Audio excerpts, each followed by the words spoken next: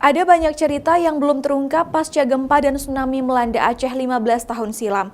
Di balik kesedihan masyarakat Aceh yang kehilangan keluarganya, namun ada satu keluarga di Aceh Besar yang mendapatkan berkah saat bencana maha dahsyat terjadi.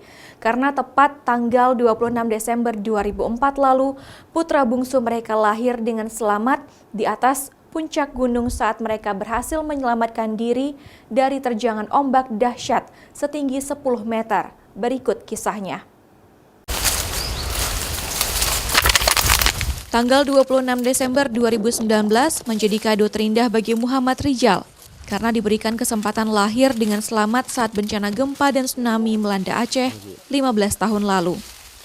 Kisahnya bermula saat sang ayah Razali, seorang nelayan yang melihat ombak besar mengejar dirinya ketika berada di desanya pada tanggal 26 Desember 2004 silam. Keajaiban pun menghampirinya. Tanpa sadar, Razali berhasil membawa istrinya yang tengah hamil tua lari dan menyelamatkan diri ke atas puncak gunung Alukleng dengan menempuh jalan kaki selama 9 jam di Desa Lamgurun, Kemukiman Lampage, Aceh Besar. Jelang maghrib, istri Razali sudah mulai tampak kesakitan dan hendak melahirkan.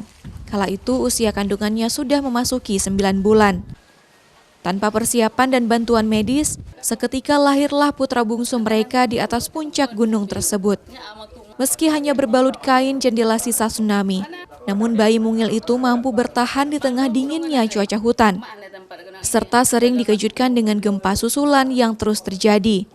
Malam itu, mereka tidur hanya beralaskan rumput untuk beristirahat dan tidak memiliki persiapan makanan. Mereka berada di gunung selama 3 hari. Tanya kami lihat sampai dekat pantai ombak itu. Dipikir dalam pikiran saya itu ombak itu belum pernah saya kejadian selama saya lihat ombak itu.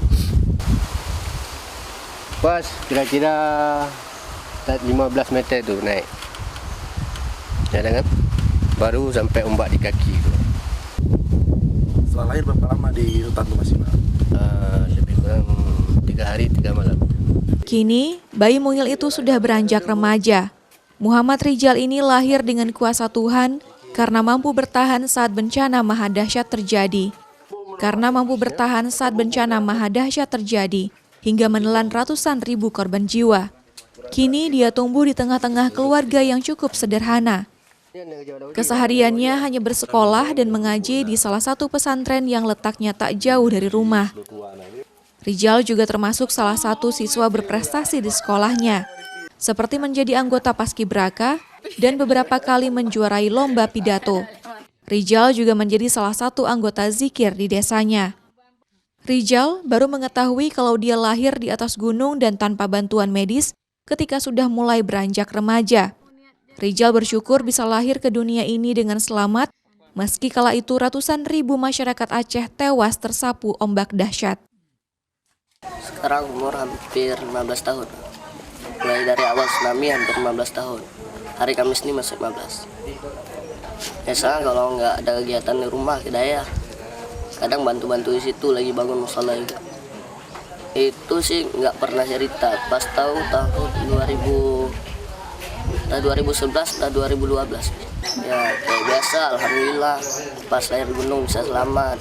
Kan kita mana tahu selamat atau enggak kan bukan ini kita. Itu kan urusan Allah. Kini Rijal dan kedua orang tuanya tak mau terlalu larut dalam kesedihan. Mereka ingin terus maju menatap masa depan. Rijal berasal dari keluarga nelayan. Dia memiliki 4 orang saudara yang semuanya berhasil selamat saat kejadian gempa dan tsunami melanda Aceh. Tepat hari ini, Rijal merayakan ulang tahunnya yang ke-15 dan berharap segala keinginannya tercapai, serta Rijal bercita-cita ingin menjadi TNI jika sudah dewasa nanti. Nova Misdayanti, Kompas TV, Aceh Besar.